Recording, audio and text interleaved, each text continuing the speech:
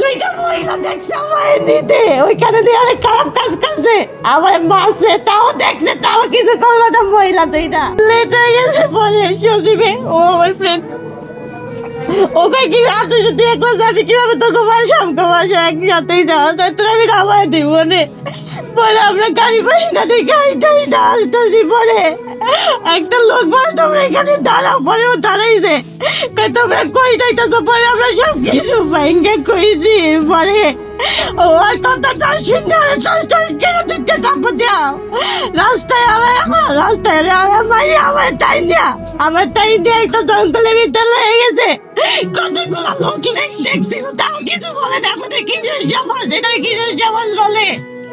দুইটা মহিলা দেখছে আমার নিতে, ওইখানে দিয়ে অনেক খারাপ কাজ করছে, আমার মারছে, তাও দেখছে, তাও কিছু করলো না। মহিলা দুইটা কিসের মহিলা হইলো?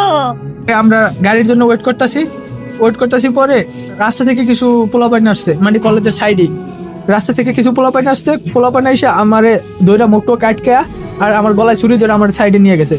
সাইডে নিয়ে যাওয়ার পরে আর আমার একটা ফ্রেন্ড ছিল, মেয়ে, ওই সাইডে ছিল, ওরে নিয়ে গেছে কই জানি, ওরে আমি আর দেখিনি ফার্স্ট টাইমে। পরে আমার মারাটার পরে বলতেছে, কয় বাসায় কল করে টাকা চা 50,000 টাকা দিতে বলবি। ফার্স্ট টাইম 1 লাখ টাকার কথা বলছে, পরে কয় 50,000 টাকা দিবি, না হয় তোরে সারমু না, তোরে মাইরে ফেলবো। আমার বান্ধবীর সাথে ভাই ওকে অনেক সাইডে ভাই একটা মানে চিপা জায়গায় নিয়ে গেছে, ওর সাথে ভাই অনেক খারাপ কিছুই হয়েছে। 9 ডিসেম্বর সন্ধ্যায় শরীয়তপুর জেলা শহরের বন বিভাগ কার্যালয়ের ভিতরে এই ন্যাক্কারজনক ঘটনা ঘটে।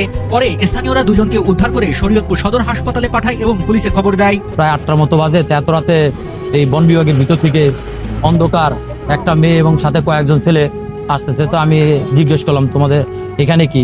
তো মেয়ে ভয় পেতেছিল, তো ছেলেকে জিজ্ঞেস করলাম, ছেলেও ভয় পেতেছিল। তো ভয় পাওয়ার পর আমি জিজ্ঞেস করলাম তোমাদের কোনো ভয় নেই, আমি এলাকারই ছেলে। তো তখন ওরা বললো যে ভাই ছেলের একটু চোখের ইশারা দিচ্ছে, তখন বুঝলাম যে আসলে সমস্যা হয়েছে। তখন ছেলেকে আমি সাইডে নিয়ে জিজ্ঞেস করলাম, ছেলে বললেন যে ভাই আমরা শরীয়তপুর কলেজে পড়ি, পরীক্ষা দিয়ে যাইতে নিছি, এইখান থেকে ভাই আমাদেরকে ধরে নিয়ে গেছে মানে বন বিভাগের ভিতরে। তো ওইখানে ভাই আমাদেরকে মারধর করছে আর আমাদের মোবাইল টোবাইল নিয়ে গেছে। তো এই অবস্থায় তো আমি আবার ওই ছেলেদেরকে জিজ্ঞেস করলাম, এই তোমাদের বাড়ি কোথায়? তো বলে এই যে এদিকে বলে ওই ছেলেরা দৌড় দিছে। একটা মেয়ে ধরে এসে পা ধরায় ধরছে যে ভাই আমাদের বাঁচান। পরে আমরা যে দেখলাম কি ঘটনা, পরে শুনলাম কিছু এলাকার 2-1 জন আর পাশের এলাকার 2-1 জন সব মিলে 10-12 জন লোক নাকি মেয়েটাকে ধর্ষণ করছে বন বিভাগের ভিতর নিয়ে। এ বিষয়ে পালং মডেল থানার ভারপ্রাপ্ত কর্মকর্তা শাহ আলম জানান, এখনো সম্পূর্ণ তথ্য তারা পায়নি, বিস্তারিত তথ্য পাওয়া গেলে আইনগত ব্যবস্থা নেওয়ার কথা জানান তিনি। এক এক সময় এক এক কথা বলে, এখন বলে যে না, তাকে